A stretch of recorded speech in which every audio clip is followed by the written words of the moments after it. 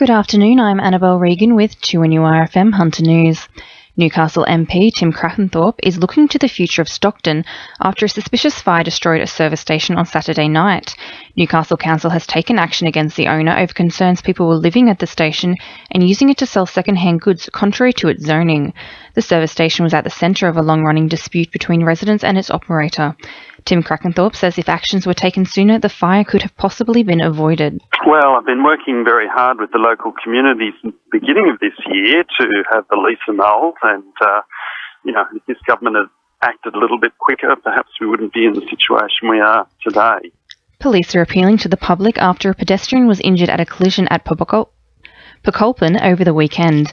At around 11:20 on Saturday night, a 19-year-old woman collided with a 49-year-old man with the near side of her Mazda driving west on Broke Road. Sarah Barnell from Police Headquarters says investigations are continuing. Police have been told that the man appeared to be crossing the road when he was struck. Police from Central Hunter Local Area Command continue with their investigations into the collision and have appealed for anyone who witnessed the crash to come forward. Hunter residents are being encouraged to comment on the proposed name of the yet-to-be-built transport interchange at Wickham.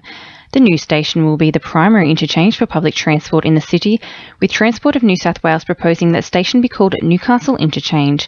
Deputy Chairman of the Geographical Names Board of New South Wales, Paul Larkham, says the name was picked as it aligns with the purpose of the station. Interchange is a good indicator of the function, so I suppose when you think about Newcastle Interchange, it's where I go in Newcastle to find these other forms of transport. So, no, very much so. We're looking for the community to have their say before the name's finalised.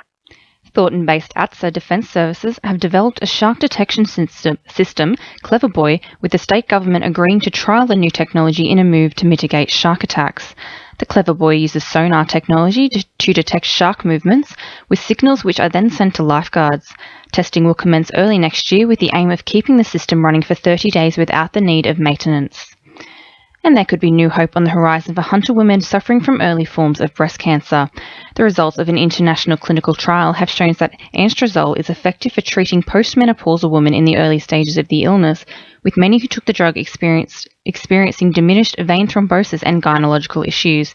International co-chair for the clinical trial, Professor John Forbes, says the research helps to give the best treatment for each cancer. This is the first time that we've been able to get reliable evidence about how to best select treatments for individual women. We're spending a lot of effort today on trying to unravel the genes or the genome in the cancer cells to work out how we can more efficiently target the cells. Sport, thanks to our sponsor, Warners Bay Sports Club. The Newcastle Jets were convincingly beaten by Melbourne City yesterday, 4-0. In front of 10,000 supporters, the Jets were punished by an in-form City side. A disappointed Jets coach, Scott Miller, says the side will learn from the loss. As part of a doubleheader at Hunter Stadium, the Newcastle Jets women's side went up against the league leaders in Melbourne City. The Jets were unable to find the back of the net in the game and went down by 1 goal to the dominant City side. In cricket, Hamilton Wickham's Reece Hanlon belted a maiden century on day one of their match against Waratah Mayfield.